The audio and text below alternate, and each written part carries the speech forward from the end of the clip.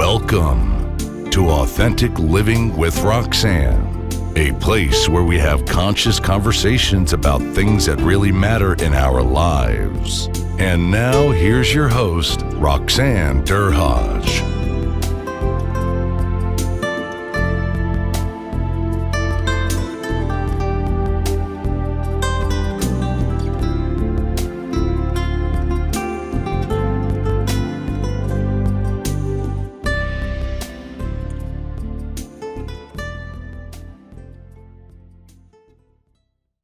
Hi everyone, it's Roxanne Derhaj. Thanks for tuning in again this week.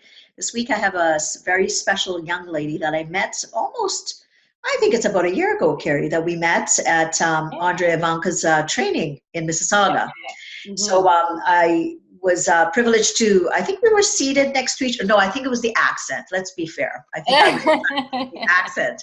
And we got to know each other through the 2-day training that we had, I think it was last November. So I asked Carrie to come in onto the podcast because she is a health coach, and her story is fascinating. But I'm going to read her bio, and then we'll go from there. She's originally born and raised in Melbourne, Australia. She moved to Canada back in 2012 after going through struggles with things like depression, alcohol. Adult acne, psoriasis, body dysmorphic issues, which is basically body image issues, self-esteem and confidence. And she wanted to go out there and kind of discover who was I really, and create a healthier, more empowered life for herself. So what better way to do that than on alone on the other side of the world, like everybody does. As you do. Sure have to dive deep, that's for sure. She trusted the universe and dove in.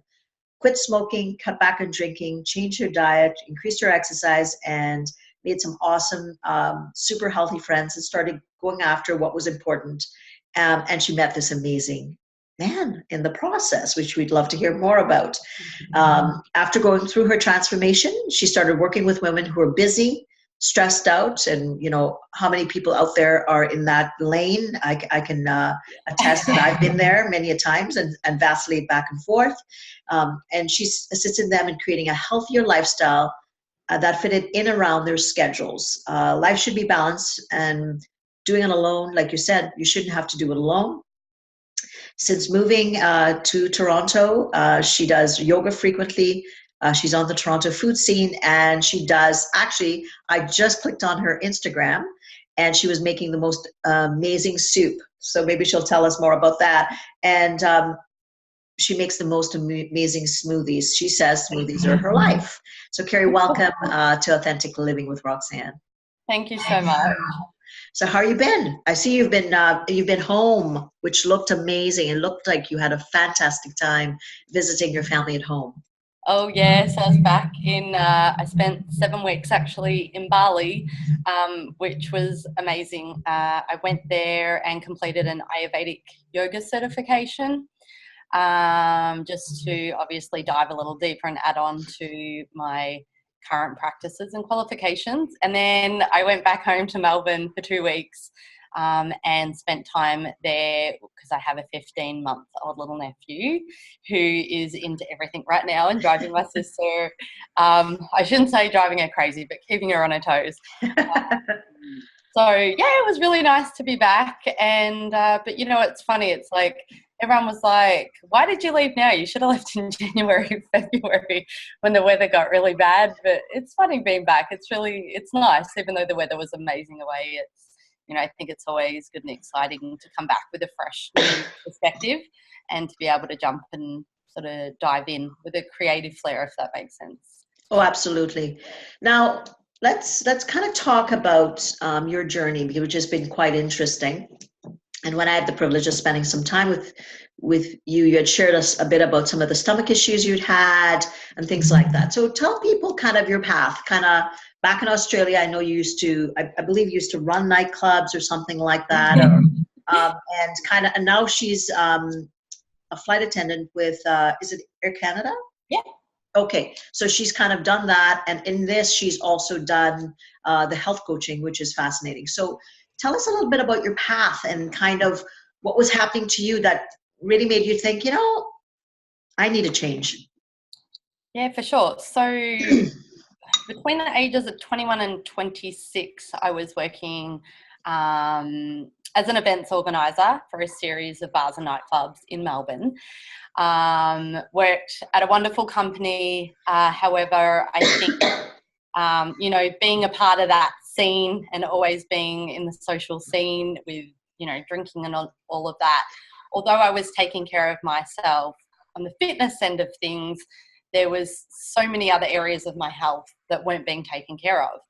And I think during that period, you know, I had no idea for myself that my actions had an effect on what was happening on my external world.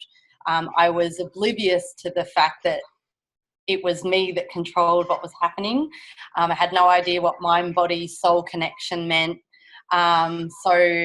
What had happened was, like, I was eating the incorrect foods for my body type, eating a lot of foods that I was intolerant to. You know, the amount of sugar that comes through alcohol. I smoked cigarettes. My body just started literally shutting down. I was sitting at my desk one day at work, and I looked down at my legs. It was summer, and I saw this looked like a rash on my legs. And I was thinking, what the hell is that? I thought maybe it's a heat rash or something. And after a week, it still hadn't gone away. So I went to the dermatologist, and they were like, yeah, you have psoriasis. It had just flared up and broken out on the trunk of my body, and all over my legs. So at the time as well, like, my body was stressed. I was having panic attacks, anxiety attacks. I would frequently get adult acne on my chin, on my back. You know, sometimes you just think it's normal, that, I don't know, these are just symptoms that, you know, you go through sometimes in your life. And after using a whole bunch of creams and using UV light therapy, it did go away a little bit. But it ended up coming back when I moved to Canada. So what had happened was, I was sort of in a place where I was watching a lot of my friends get married, have babies, really growing and expanding themselves as people. And I was just like, I don't understand this, but I'm stuck, and I really wasn't aware or didn't have the tools per se to go for what I wanted, because I was so mentally clouded. Everything was cloudy. It was just survival mode. And I said, you know what? I'm just at a point, I have to take a risk. I sold everything. I sold my car, sold all my furniture, all my clothes. And I just knew that I had to step away from the life that I had, that it wasn't getting me any closer to being a happy, empowered version of myself. So I left everything that was secure to me. My bosses were like, please don't leave. We'll give you a pay rise. I'm like, it's not about money anymore. I was like, it's time for me to go and find myself, because I just don't even know who I am. And the interesting thing is that it was, to everybody else, you know, it looked like I had everything. You know, I had this fun, great job, amazing friends, amazing family, but something was missing for me on the inside.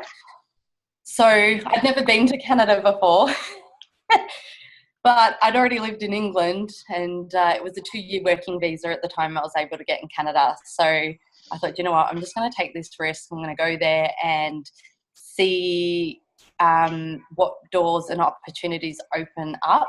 And I really just surrendered myself, Roxanne, to the universe. I was like, I trust, number one, I'm a good talker, so I trusted no matter what, I'd be able to make good friends, and that I did, and that just everything would fall into place. I just trusted my guidance system. So it was pretty full on, because I had worked out for myself that I was suffering from depression, like, probably about 3 weeks before I left. It was a self-realization. I never would have thought as myself as someone that was depressed. And then all my family were like, yeah, we didn't want to say anything. We didn't want to upset you. And yeah, so it's pretty hard. When I came here to Canada, I was really working through a lot of that stuff on my own. I think sometimes when, you know, you have that chance to sort of step back and let go of things, that self-realization really comes into place. So when I arrived here in Canada and my psoriasis had flared up again, I'd spent like about $1,000 on creams and stuff from doctors. Still nothing changed. I had the opportunity of meeting my current partner. We've been together for coming up to 7 years. And when I met him, he suffers from a skin condition called vitiligo. And he had said to me, you can't go to a regular doctor. It's not going to fix it. You need to go to a naturopath. And I thought to myself, what's a naturopath going to do at the time? So I go to the naturopath and I was telling her all of my symptoms. I'm like, I can't stop crying. I'm bloated. I can't stop eating, sugar cravings, psoriasis, acne. I had gained a lot of weight as well. I mean, that had a lot to do with the food that I was eating at the time. And the naturopath had a big smirk on her face when I told her my symptoms. And I was like, are you laughing at me? She was like, no, I'm not laughing at you. I think I know what's wrong with you. So I had a thing called, it was a candida overgrowth. I had a thing called leaky gut, which is basically a thinning of the lining of the wall in the intestines, where everyone has a certain amount of yeast candida in their stomach, but often at times it will flare up if it's not balanced and you're maybe not eating the best of foods, a lot of sugars and carbs. So it had just wreaked, bless you. Thank you. It had wreaked havoc in my body, which was what was causing the psoriasis and acne and a whole bunch of symptoms that I was going through. She put me on what's called an elimination diet. And 3 weeks later, the psoriasis was gone. Within 6 weeks, I had dropped about 7 to 8 kilos, which is insane.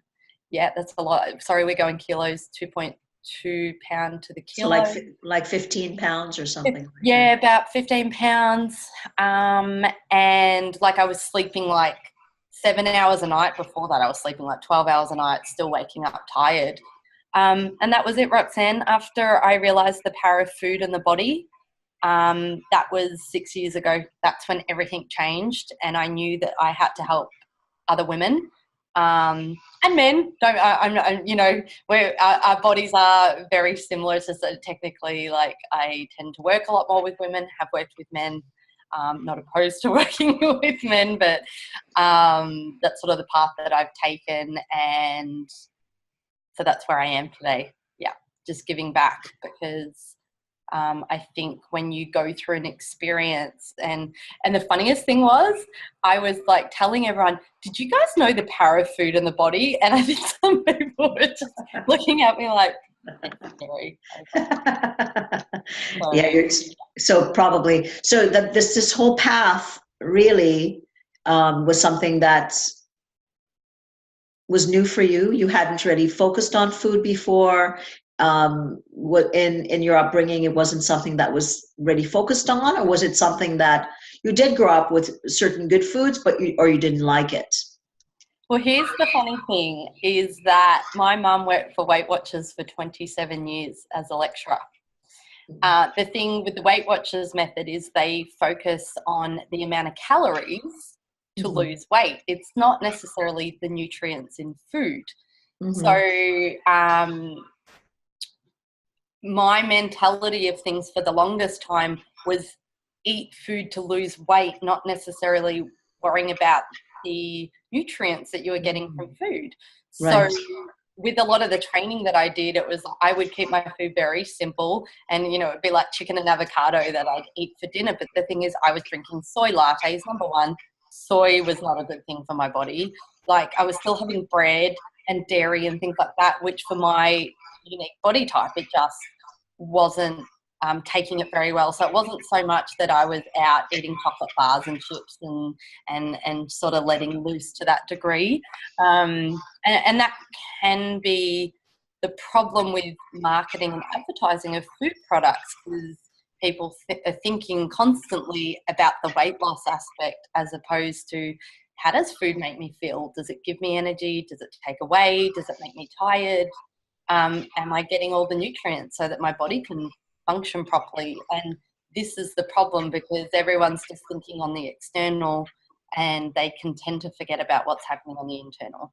So definitely, because I think if you think of a lot of the food companies and the marketing, or the things that you see all over social, it's about low fat, right? You hear this whole concept, and I mean, which has created such a revolution, which is diametrically opposed to where I think health really is, right? It's about feeding your body to feed your brain, but a lot of people go to the consumption element, like you're saying, oh, I shouldn't be above a certain amount of calories, and they watch that versus kind of thinking, what am I putting in my body, which is kind of what you're saying that you learned. Yeah, 100%. And, you know, I think as well, what happens is when it comes to counting calories is that, and mind you, I'm not, you know, there may be certain times in people's life where that's important, especially if they're, you know, suffering disease, and the doctors are asking them, like, we need you to stick to. So in certain circumstances, and I'm not sort of taking away the importance that may hold in certain periods of people's lives, but as a general point, what ends up happening is when we come from a place of deprivation as humans, we like to be a little naughty and rebel, and we don't like being told what to do.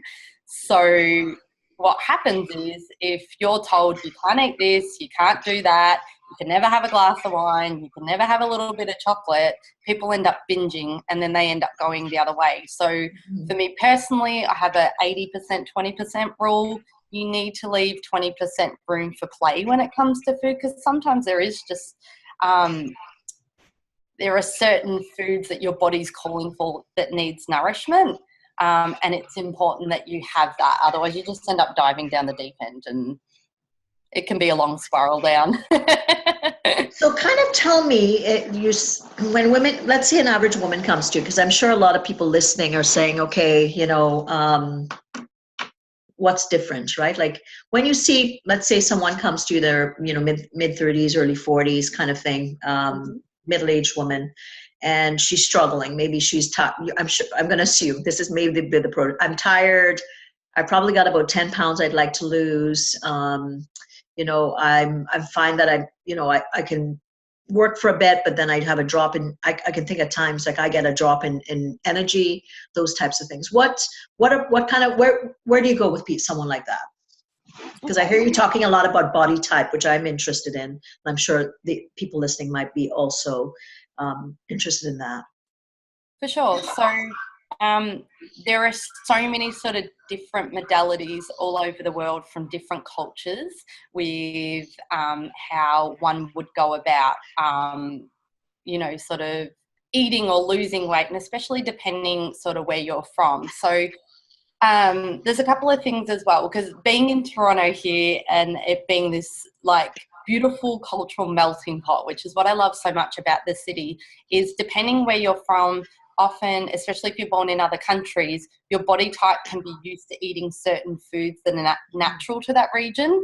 But all of a sudden, you know, now we're living here in Canada and you can just about have access to any kind of food at any time of the year. And the thing that people need to realise, it's really important as well, is to eat typically what's naturally grown in the regions for that certain time of year.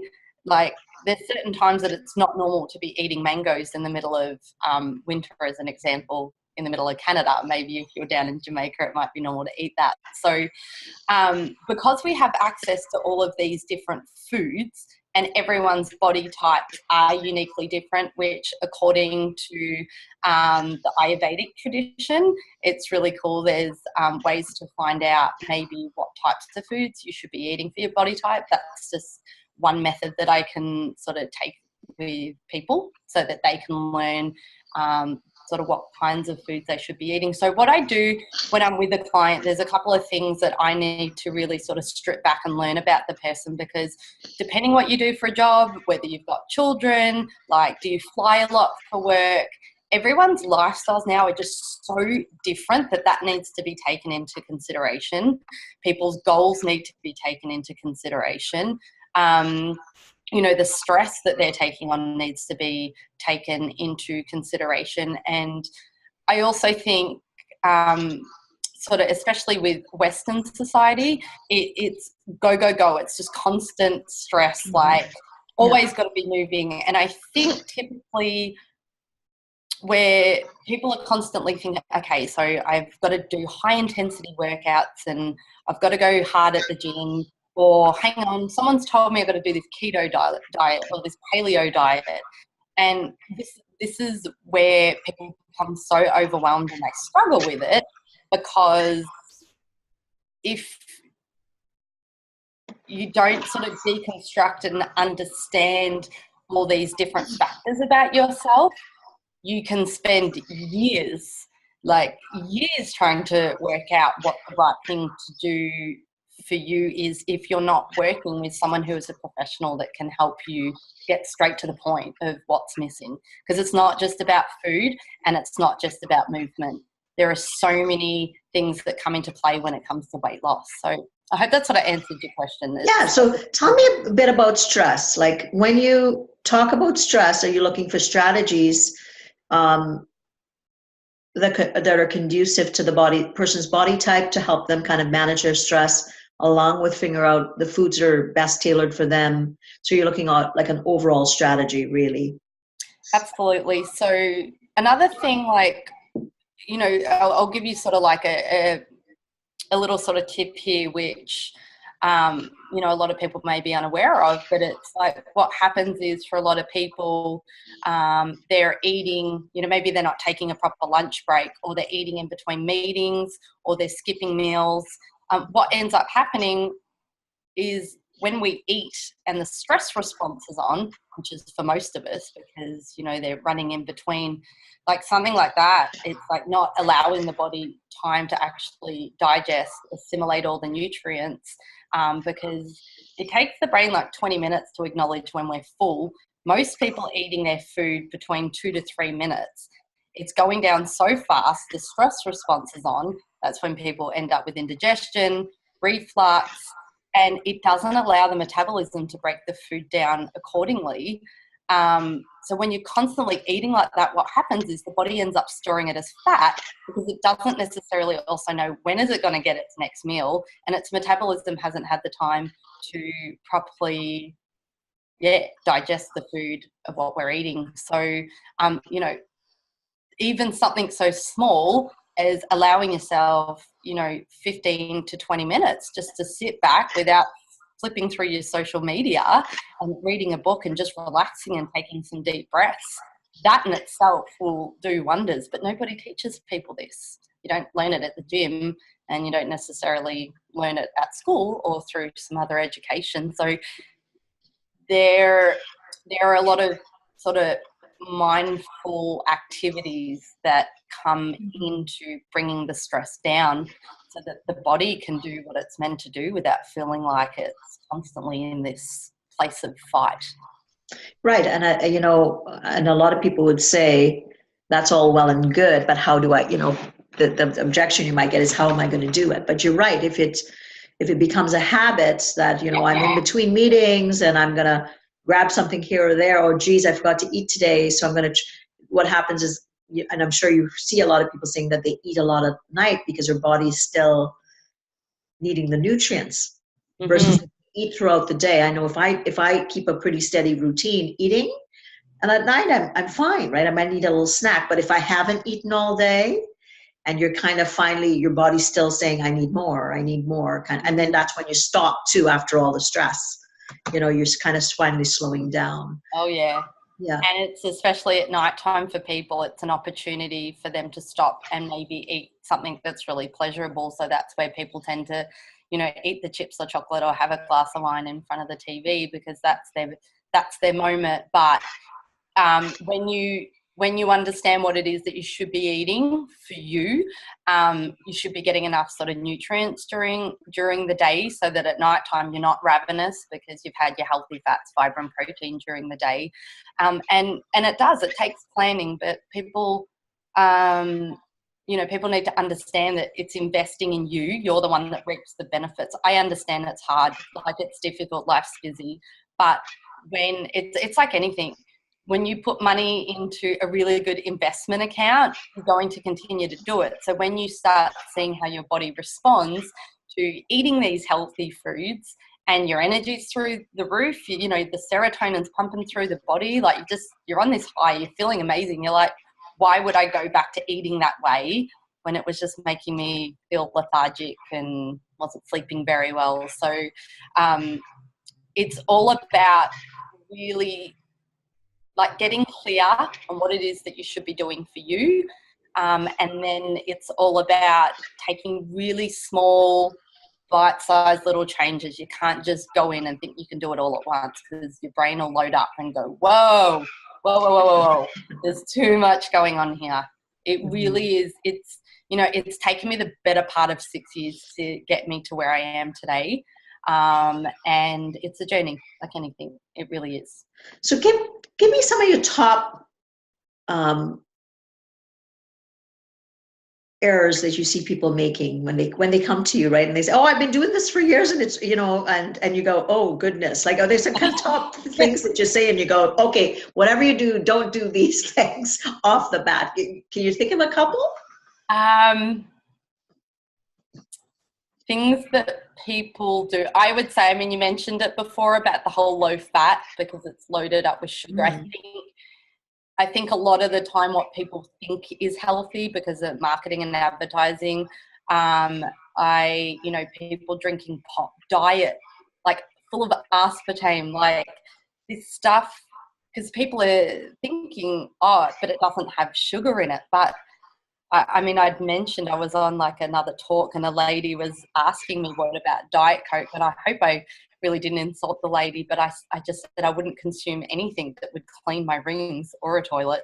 It just, people, you need to think, like my mum in house, Diet Coke and caffeine-free Diet Coke was the thing for years, and like, you know, low-fat yogurts, these are some of the things that come to mind, and it's like, you're better off having full fat, 110%. You know, and I think it's easier to see as well for me, like, you know, people who are maybe suffering eczema and psoriasis and things like that. Now that I have a better understanding, because all diseases start in the gut, and when we nourish our stomachs and we look after the flora in our stomachs, it's a lot of the time when I see people who are suffering from a lot of skin irritation, if I notice or become aware of some of the things that they're eating that maybe someone else has told them that it's okay, you know, it's sort of like, yeah, might want to tweak that a little bit just to help them. But I would say the low fat thing is probably Low fat is a big thing.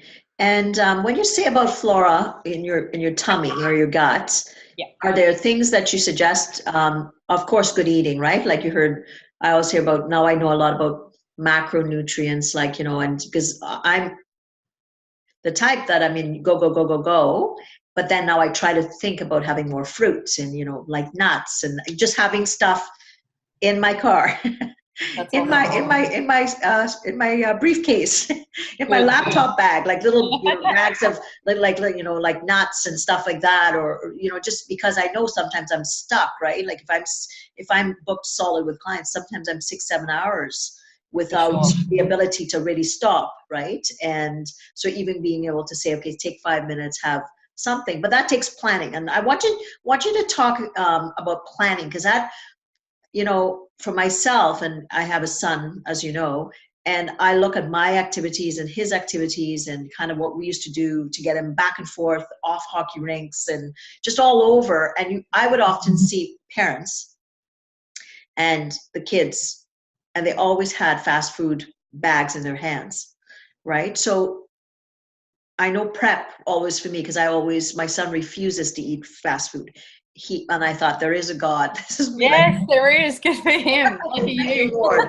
But I always was, you know, not into it anyway. But it's still a lot of work. But it's not that it's a lot of work cooking. It's the prep I find before.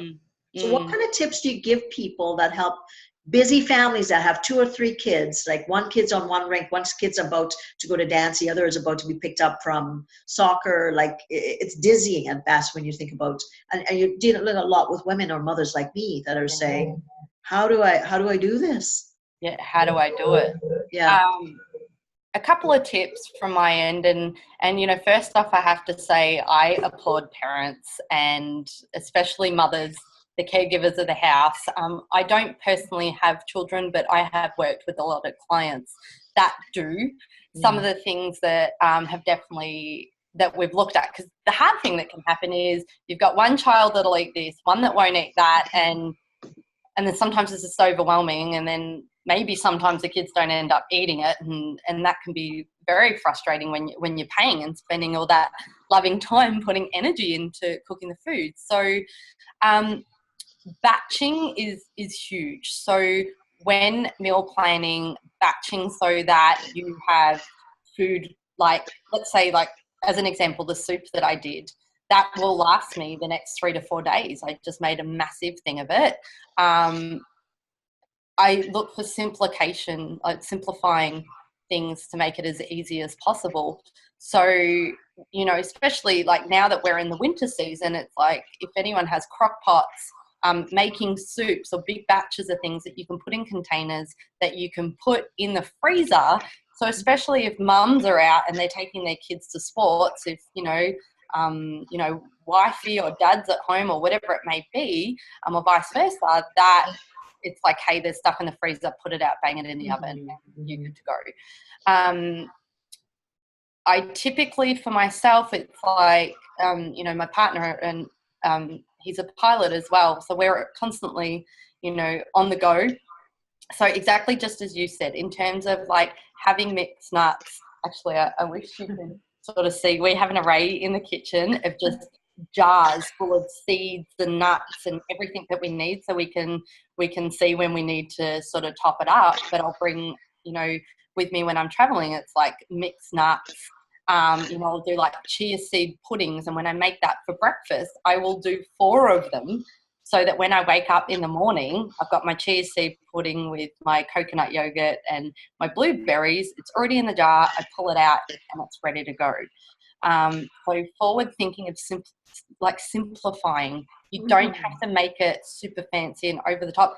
And to be honest, if kids are old enough, parents should be telling them to get in the kitchen and start learning for themselves. I think that, you know, when I learned cooking at school, and, you know, every now and then mum and dad would be like, you know how to cook, get in the kitchen. I actually recently just taught RJ how to, he likes basic. He's very basic. It's, you know, but it's quick. It's like a chicken breast. So I said, you know what, here's a deal.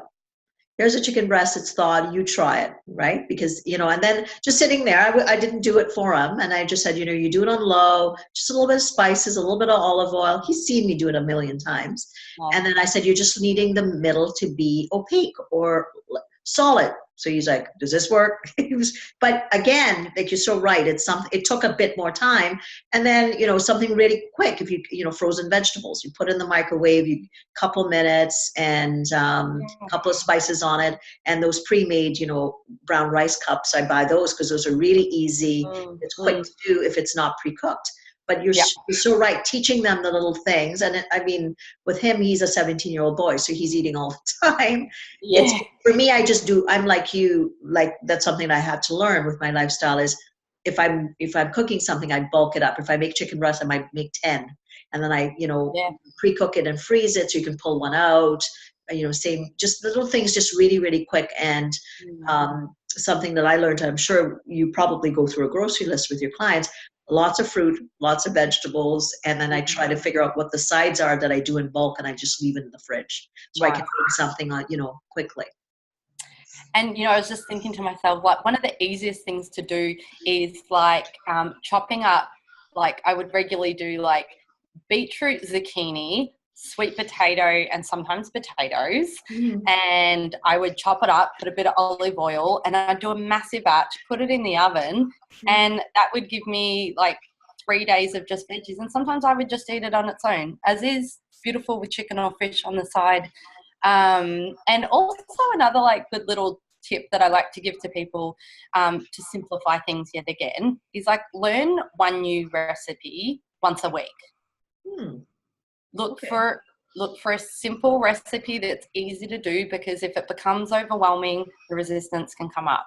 So pick something simple, and then once you know it and you've done it, next time when you're driving home from work and you're like, what am I going to make for dinner? You go, do you know what? Awesome. I'm going to pop into the supermarket. I know what I need. and it doesn't take as long. I think sometimes it can become overwhelming when you've got to think too much.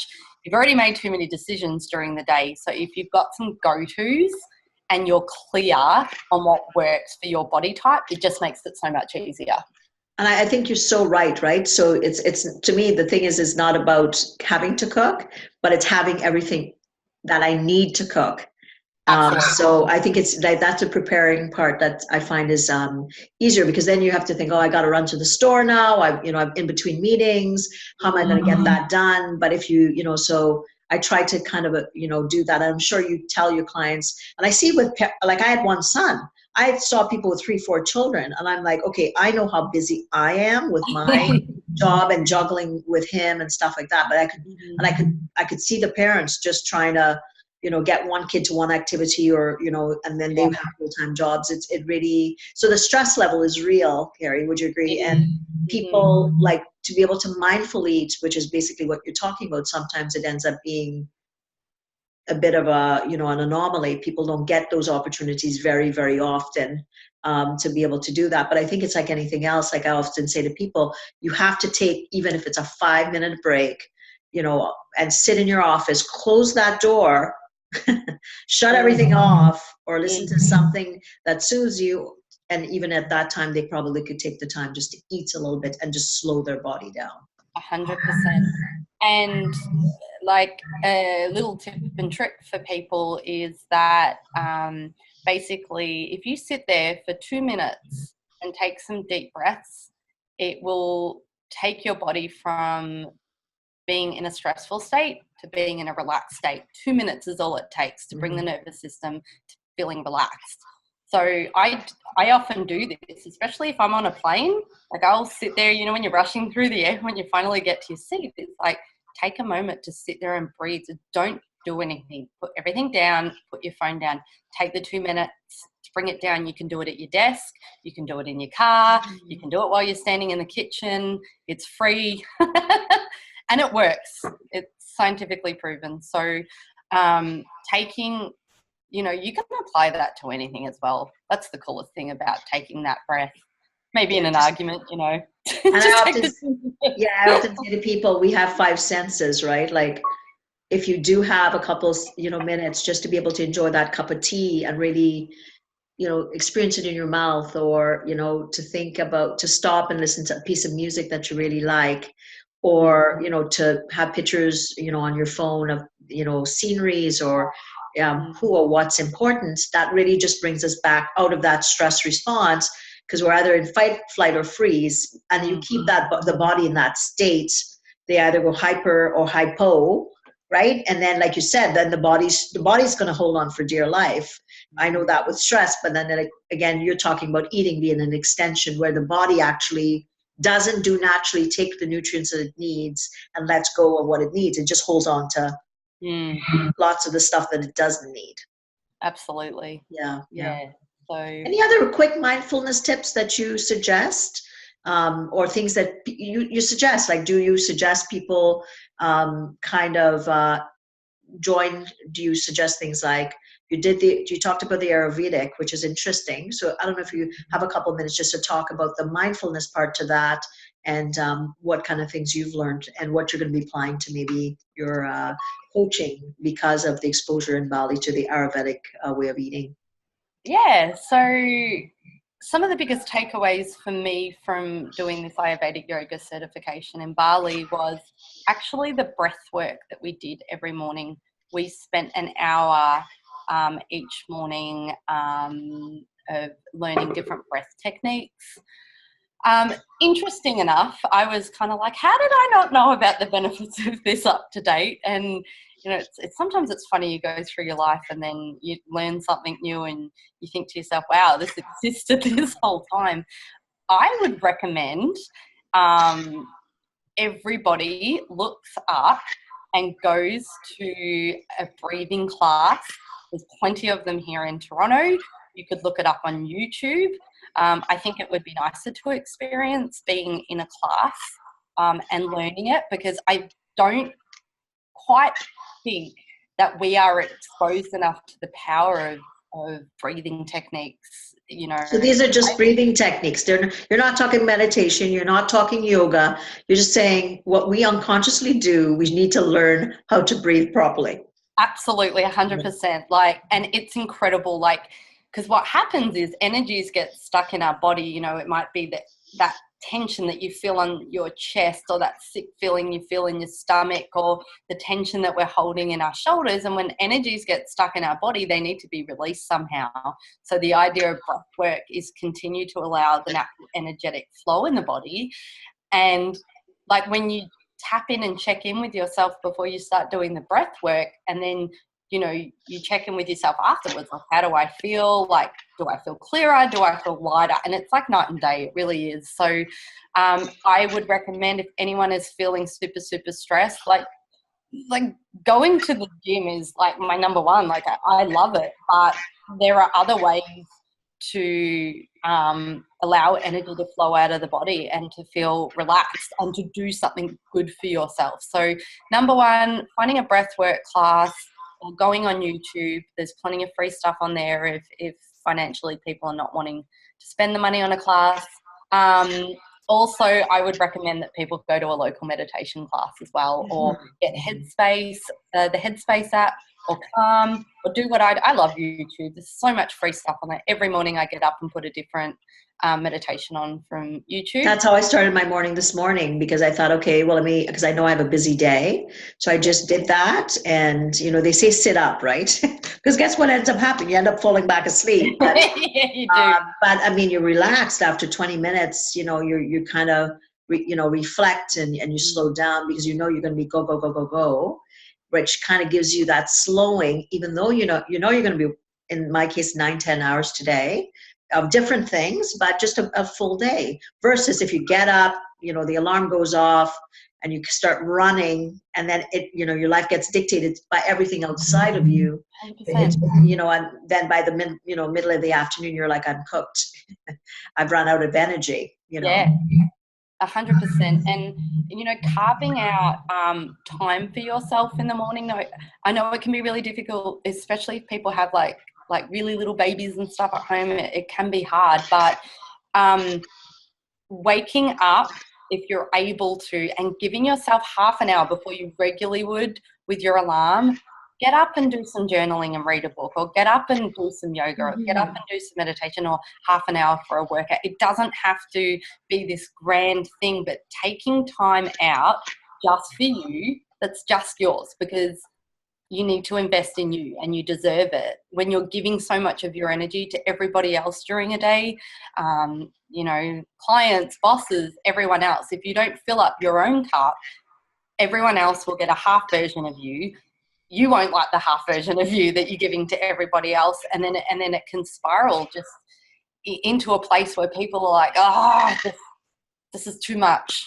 So every day, just finding some time to fill up your cup, for sure.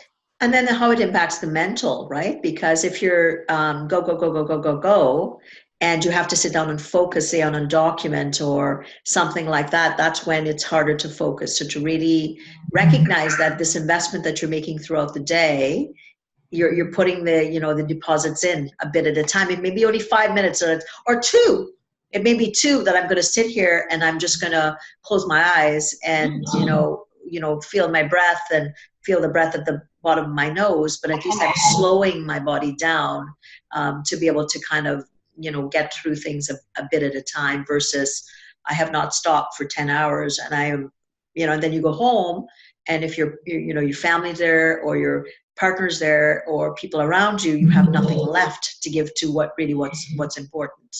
100%. And that's the other thing too, I think, as well, if you've got a really supportive partner and there are children at home, trying to coordinate to allow space during the week. Hey, honey, can you take the kids? So that you're able to go to a session, or you're able to go and have that time with your girlfriends for a coffee. I think it's important as well for people to make sure that they're making themselves important during the week without necessarily, some stresses around them, if that's possible. I understand everyone's lifestyles are different, but if they're able to carve out that time, then that way, yet again, they're a fuller version of themselves. They've got that time to look forward to, and it's not just them constantly giving to the kids, giving to the boss. Yeah. To everything outside of you, right? Because there comes a point when you have to start replenishing yourself. And it, like you said, it doesn't, I often say to people, it doesn't have to be a Pilates class that's an hour and a half, or, you know, or the gym. It could be something as, okay, I'm going to go outside and I've got 15 minutes for lunch. I'm going to, you know, eat something really quickly, and I'm going to go for a brisk walk, get out, get some oxygen. And then I come back and I feel alive, because then I've gotten more breaths, more oxygenation in my brain. I'm clearer. I've shifted, and we know that with optimal, you know, functioning and all the research. It's like, do something, make a shift. If you're doing something physical, maybe slow down. If you're doing something that's focused, then shift it. And then that way the body and the brain kind of starts to work in concert with each other. Okay, this has all been really, really interesting stuff. I'm sure everyone listening would love to learn a lot more about things. And I know you have something that you are doing, a promotion. So why don't you tell everyone about the promotion and where they can get a hold of you, so that, you know, if they're interested in learning more just about some of the wonderful things that you've shared today. Awesome. Yeah, definitely. So right now, as we're leading up to 2019, I have an offer. Normally it's $125 for a session with me. So it's $59 to have your first initial session, where we'll take an hour to an hour and a half to carve out what your desires, needs, wants, and goals are for next year. And then through that, we can then help determine, is it health that you're focusing on, relationships? I am a certified health and wellness coach, but life coaching is also an avenue that I can take with people. So if they're wanting to get in contact with me, a couple of different modalities. They can contact me Instagram. My Instagram handle is Kerry, so it's KERRIEG Mitchell, MITCHELL. They can get me through Instagram. If they want to send me an email, it's healthy, E for egg, women @gmail.com. Roxanne, I'm not sure if there's any way, if people have questions, they can contact you if they want to get my number, or I'm not sure. Sure, absolutely. And if anybody's wanting more information on Kerry, they can definitely get a hold of me, and I will facilitate making sure that you get connected. Now, Kerry, I've learned a lot of really good things today, and I think some of my takeaways is that slowing so that the body can take what it needs. I think that's I love that, because, you know, I don't think of it in generally. When I coach or I speak to people, I don't put it in that context with food, but it's kind of giving me a good angle with people to really, because really, if you're in that hyper or frozen state and you're depleted, the body's saying, I don't know what to do here. Mm-hmm. Right. So I think really nutritionally, it does the same thing. Like you said, if you don't let the body know it's okay to receive what it needs and to let go of what it needs, then you're out of balance technically, which is what I talk a lot with stress management and stuff like that. So thank you. That was really an insight, and something I probably will use as I kind of coach people on balance, and also just about the breath. The breath, the importance of breathing, and even to suggest a breathing class. I hadn't thought about that. I think that was something that would be quite interesting for people to consider. So everyone, again, Kerry, thanks so much for being here.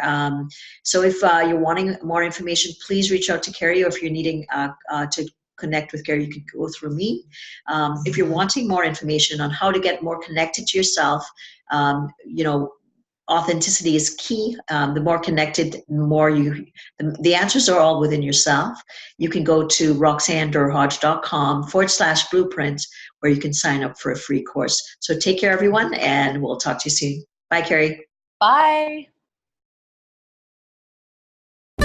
Thanks for tuning in to Authentic Living with Roxanne, creating the space for positive, healthy change. Roxanne is a keynote speaker, psychotherapist, and coach. To work with Roxanne, visit roxannederhaj.com/blueprint. We'll see you next time on Authentic Living with Roxanne.